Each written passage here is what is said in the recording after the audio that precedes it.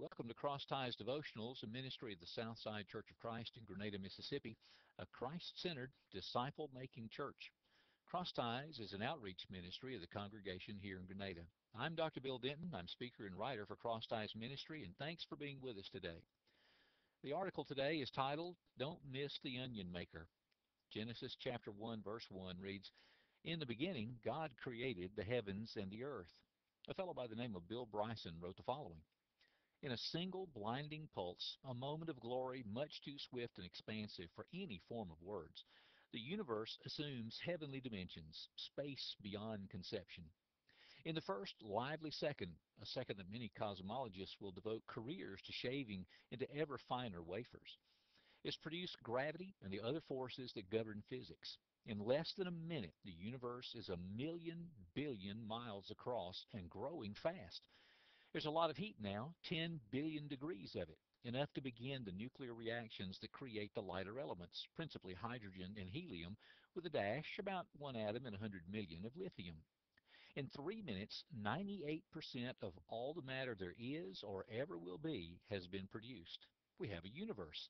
It's a place of the most wondrous and gratifying possibility, and beautiful too, and it was done in about the time it takes to make a sandwich. Well, I don't know a thing about physics. Math has always caused me to struggle. I did fairly well in geometry, but I think it's because that's one of those subjects that comes with visual aids. I have no doubt that those able to grasp the mysteries of physics can look at pages of symbols and numbers, equations and calculations, and they can see things, appreciate things that will forever remain hidden to me. I suspect in that regard, most people are like me. This is one reason I believe the Bible was written for the average fellow, not the physicist. For us to say, in the beginning God created the heavens and the earth, is quite enough. There's no need to peel each layer of fractional time to explain the creation. Those with scientifically inquisitive minds will always be digging, poking, analyzing, and otherwise figuring out the details. Rather than criticize those efforts, we should be grateful that some want to know and to make the effort to understand the universe in which we live. I can remember being about 10 or 12 years old, laying on the ground on a cool autumn night out at my grandfather's farm, staring into a starlit sky. Magnificent, amazing. How did all those stars get there? Oh yes, in the beginning, God created them. Later I would hear various theories explaining how people thought the process worked. There was a lot of talk about clouds of gases, explosions, white-hot heat, some sort of cosmic soup from which life sprang.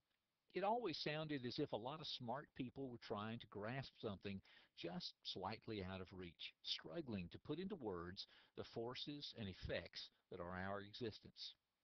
In the end, it may be that beginning statement that's as close as we'll ever come to really knowing the power of creation, the processes that shaped it, the interacting principles that hang a moon in the sky and raises a man to life. The really amazing thing is that we get so amazed at the wrong thing. As amazing as the creation is, the God who made it is more amazing. Don't miss that point, for if you do, peeling the onion of creation will cause you to miss the one who made the onion. This is Bill Denton. Thanks for being with us today for Cross Ties Devotionals. And by the way, visit our website at www.crossties.org, and there you'll find a lot more Bible resources for your own use in Bible study or for helping others to understand God's Word. Thanks again for being with us.